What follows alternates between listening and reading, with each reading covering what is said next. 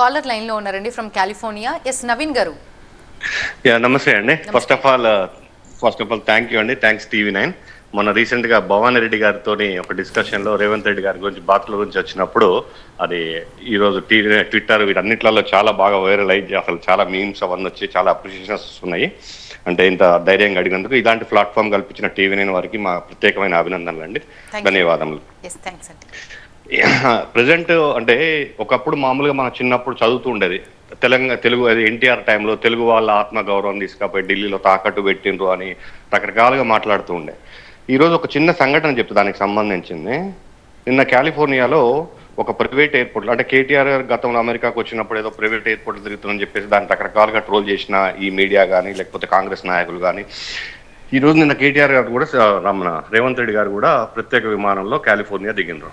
సరే అని చెప్పేసి ఇక్కడ ప్రత్యేక తెలంగాణ కోసం కొట్లాడిన కొన్ని ఆర్గనైజేషన్స్ ఇది TDF కానీ TCA అని కానీ Telangana cultural association Telangana development forum లాంటి ఇది గత దశాబ్దాల కాలం నుంచి 2-3 దశాబ్దాల నుంచి తెలంగాణ కోసం కొట్లాడిన ఆర్గనైజేషన్స్ వచ్చిన ప్రెసిడెంట్స్ దాని యొక్క చైర్మన్స్ వాళ్ళందరినీ కూడా ఎయిర్పోర్ట్ బయట నిలబెట్టి ఎయిర్పోర్ట్ లోపలికి రేవంత్ రెడ్డి గారిని రిసీవ్ చేసుకోవడానికి వెళ్ళిన వారు ఎవరు అంటే చంద్రబాబు నాయుడు యొక్క తొత్తులు లేకపోతే ఆ ప్రాంతానికి సంబంధించిన వాళ్ళు ఒక 20 మందికి ఎలో చేస్తే దాంట్లో ఒక ఎమ్మెల్యే యశస్విని రెడ్డి గారు తప్ప మిగతా వాళ్ళు 90% ఆంధ్ర వాళ్ళేనండి. ఒక 2-3 నార్త్ ఇండియాకి సంబంధించిన వాళ్ళు. తెలంగాణకు సంబంధించిన ఒక యశస్విని రెడ్డి గారు తప్ప వేరే ఎవరికి లోపలికి ఎంట్రీ లేదండి ఎయిర్పోర్ట్లోకి. ఎంత దుర్మార్గం అండి. తెలంగాణ ముఖ్యమంత్రి వస్తే తెలంగాణ కోసం కొట్లాడి తెలంగాణ సాధనలో కీలక పాత్ర పోషించిన NRIలని కనీసం ముఖ్యమంత్రిని కలవడానికి ఎయిర్పోర్ట్లో ఆయన కారు ఎక్కుతుంటారట, వీళ్ళు పోయి చేయూపాలట. ఎవరు? TDF presidents. మీరు దీనికి ఎంత అంటే దీని ఒకప్పుడు ఢిల్లీలో తాకట్టు పెట్టిన తెలుగు వారి ఆత్మగౌరవం అన్నది కాదు, అమెరికా వీధుల్లో తాకట్టు పెడుతున్నాడు రేవంత్ రెడ్డి గారు. ఇవాళ వచ్చి చాలా బాధ అనిపిస్తుందండి. ఇప్పుడు నవీన్ గారు నమస్కారము.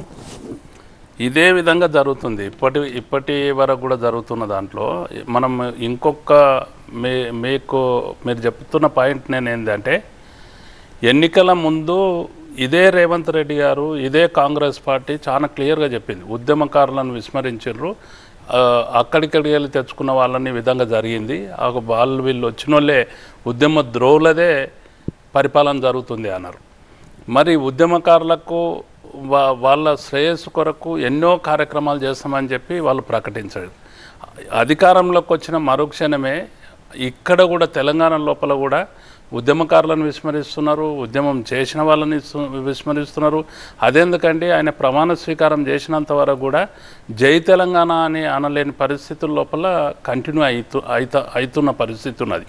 అందుకే ఎక్కడైతే ఉద్యమకారులను ఉద్యమాన్ని ఈ చరిత్రనే మరచేయాలి.